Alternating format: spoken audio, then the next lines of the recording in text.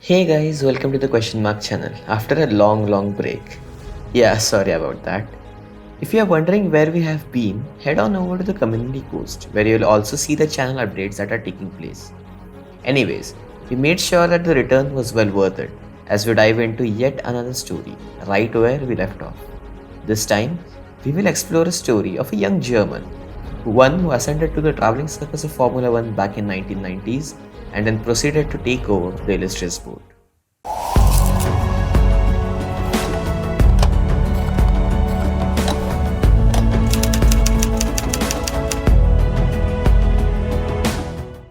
The 1990s was a time when F1 captured the imagination of millions worldwide.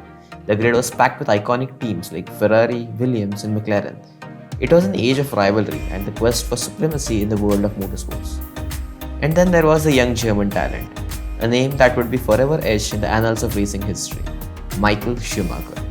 The story of Schumacher's debut in Formula One is a tale of talent, opportunity, and a bit of good fortune. It all began in 1990 when the young Schumacher joined the Mercedes Junior program and competed for them in the World Sports Car Championships with the Mercedes-powered Sauber C11. His impressive performance caught the eye of several teams, but it was the unexpected turn of events that led him to Jordan Grand Prix. We needed at very short notice to get a replacement for Bertram, who was obviously unavailable. Schumacher was available this weekend. He had no other commitments. I've seen him in Formula 3 and I have this, or the team has this attitude to give youth a chance. We think it's a progressive way to see what the potential of Schumacher is for the future. Schumacher, aided by Mercedes paying $150,000 to Jordan, debuted at the 1991 Belgian Grand Prix, driving the Jordan 191 with the number 32. He qualified an impressive 7th, but couldn't convert on it as he had to retire from the race due to a clutch failure. Following his sensational debut, Schumacher was immediately signed up by Benetton, and together they embarked on a journey that would define an era in Formula One. In the striking blue and green livery of Benetton, Schumacher made his mark, clinching his first Formula One victory in 1992 at the very track he made his debut at, Circuit de Spa-Francorchamps. His partnership with technical masterminds Ross Brawn and Pat Simmons brought success, and it was clear that they were on the edge of something great.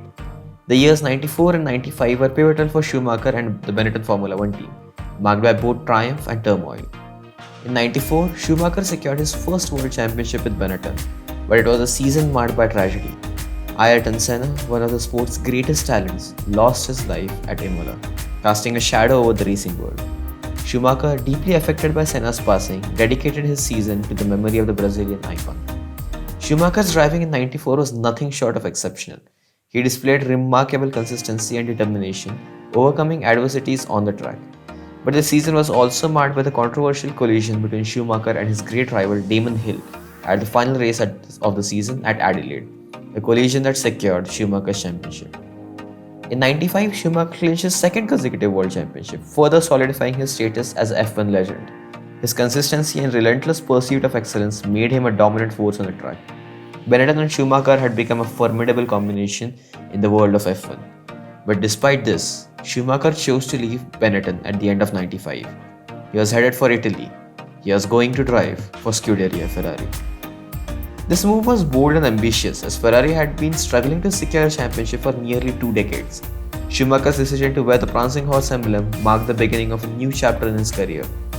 The early years with prancing horse were characterized by immense hard work and determination. Schumacher's commitment to the team was unwavering, and he quickly became a focal point in the Scuderia's resurgence. The physical embodiment of this was the 1996 Spanish Grand Prix. As rain battered the Catalunya circuit, Schumacher put on a drive that could only be described as otherworldly, taking his first victory in red. He also gained his famous nickname, the Rainmaster. Michael Schumacher wins the Spanish Grand Prix after an absolutely superlative drive. The 1997 F1 season saw Schumacher in a fierce battle with Jacques Villeneuve for the championship. At the European Grand Prix held at Jerez, the title was on the line. In a dramatic climax, Schumacher's attempt to thwart Villeneuve's title bid resulted in a contentious collision. The collision sent shockwaves through the racing world and led to Schumacher's disqualification from the championship. It was a moment that added a layer of controversy to his illustrious career. However, his competitive spirit remained undiminished. In 98 and 99, he found himself engaged in a fierce title rivalry with Mika Hakkinen, driving for McLaren. These two seasons would become legendary for their battles on the track. The Schumacher-Hakkinen rivalry was a spectacle for F1 fans worldwide. The two drivers consistently pushed each other to the limit, creating some of the most memorable moments in the sport's history, even though Hakkinen would win both years. In 99, Schumacher crashed on the first lap of the British Grand Prix and had to miss out on 6 races. Despite that, with the help of teammate Eddie Irvine, Ferrari secured their first Constructors' Championship since 1983. The turn of the millennium brought with it a golden age for Ferrari. Schumacher started the season like a man possessed, and despite Hakkinen trying to fight back, destiny was calling. And as Schumacher took the checkered flag at the 2000 Japanese Grand Prix, he had brought the Drivers' Championship back to Maranello after a drought of 21 years. This would be a springboard for a remarkable run with the prancing horse. From 2000 to 2004, Schumacher clinched 5 consecutive World Championships, cementing his legacy as one of the sport's greatest icons. These were the years of unparalleled success for the Scuderia, a level of supremacy never before witnessed in Formula 1. In 2002, Schumacher and Ferrari put on a masterclass. Schumacher secured his 5th World Championship, equaling Juan Manuel Fangio's record with a staggering 11 race wins out of 17. He also achieved a 100% podium rates that season, a feat which is yet to be achieved by any other driver. In 2004, Schumacher's brilliance continued. He won a staggering 13 out of 18 races and clinched his 7th and final World Championship, further solidifying his legacy as one of the sport's greatest drivers, and for some, he was the greatest driver.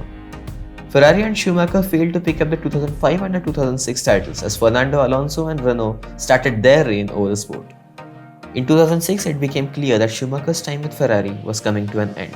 After nearly a decade of success, he announced his retirement from Formula 1 at the end of the season. He left the team as a 7-time world champion and a true legend of the sport. After retiring from Ferrari, Schumacher made his comeback to Formula 1 in 2010 with the Mercedes team, a full circle as Mercedes had given him his debut. His comeback was marked by challenges, with Mercedes still developing as a competitive team. Schumacher raced for the team until the end of the 2012 season. While he didn't achieve the same level of success in his earlier years, his return highlighted his enduring passion for the sport, and he laid down the foundation for the modern Mercedes-AMG Formula 1 team to become what it is today. I've decided to retire by the end of the year, although I'm still able and capable to compete with the best drivers that are around. But at some point, it's good to say goodbye. And that's what I'm doing here by the end of the season. And it might this time even be forever. He retired from the sport with 155 podiums, 68 pole positions, 77 fastest laps and 91 race victories, with 7 world championships, forever cementing his greatness in the history books. In December 2013, Schumacher suffered a severe head injury while skiing in the French Alps. He was placed in a medically induced coma, and his condition remained closely guarded by his family. After a long battle, Schumacher's health remained a private matter, and he was moved to his home in Switzerland for further care. In recent years, a documentary titled Schumacher was released on Netflix, providing insights into his career and his life, while still respecting his family's privacy. Schumacher's legacy in Formula 1 remains indisputable. He remains one of the most successful and influential drivers in the sport's history. His records, his work ethic, and his impact on the development of Formula 1 continues to be celebrated. He had this power, to make things bigger. Despite the challenges he faced in his later years, his fighting spirit and determination exemplify his enduring legacy, both on and off track.